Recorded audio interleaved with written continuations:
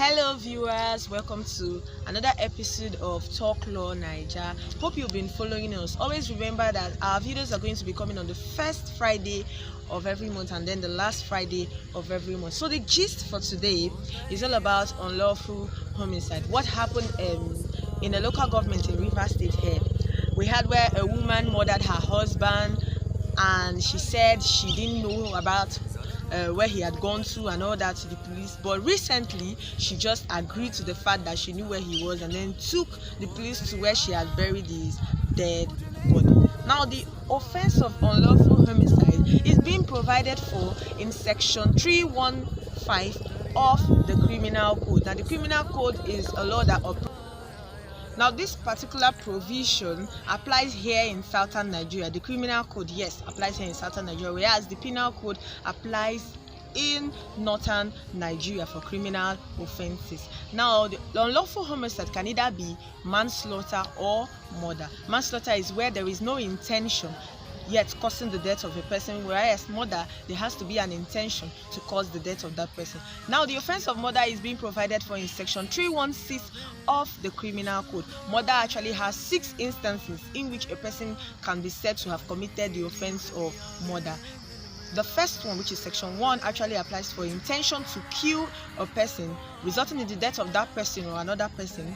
The second part of it is an intention to cause grievous bodily harm resulting in the death of that person or another person. The third one has to do with actually trying to or committing a particular offense which results in the death of a person, where such offense is of the nature as to cause the death of that person or endanger the life of that person.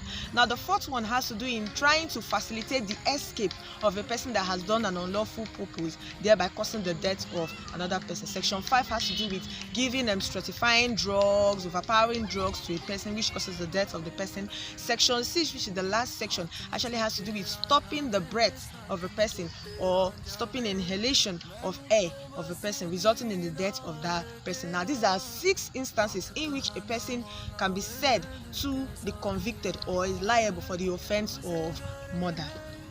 Murder, like I said before, is provided for in section 187 of the penal code. We have a plethora of cases which the courts have decided to say this person have actually done this act and this act is murder and the person would go in for it. It's actually a capital offense. In cases like Eco and State, Apan and State, the court has actually ruled this. However, there are defenses. Remember, there is always a however in every law.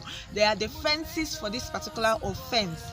Now the first one has to do with where there is actually a lawful homicide, that's lawful execution under the law. You are executing under the law, such as policemen. They can actually kill in trying to stop a person that's committed a felony from escaping. Now we have protection of your home, protection of your family.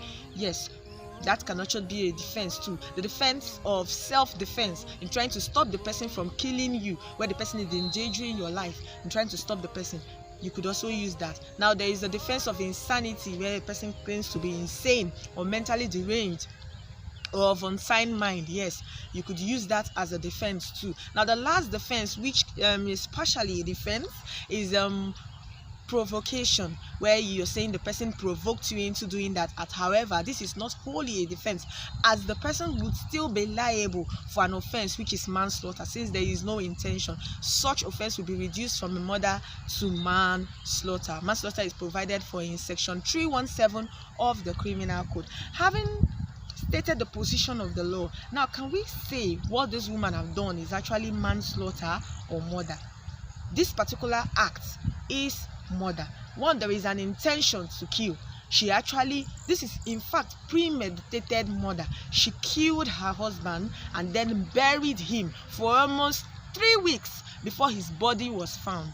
Now, she actually planned this in advance. She had the intention to cause grievous bodily harm. She had the intention to kill him, which actually resulted in his death. Now, there are various elements of murder. One is actually that the person committed that act. 2 is that there is an intention by that person to cause the death of another.